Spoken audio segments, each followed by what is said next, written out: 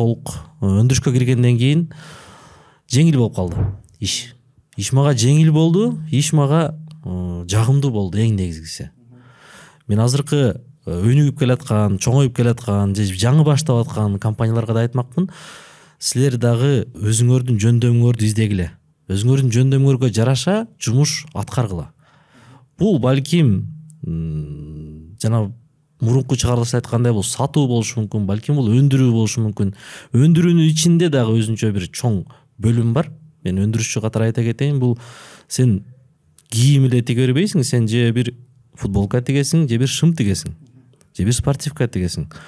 Ар биринин өзүнүн кардары бар. Кардарына жараша сен танда дагы ошол багыт менен чоңой. Ошол багытты изилде, сенден профессионал чыгат. Бир багыттын профессионалы болосуң.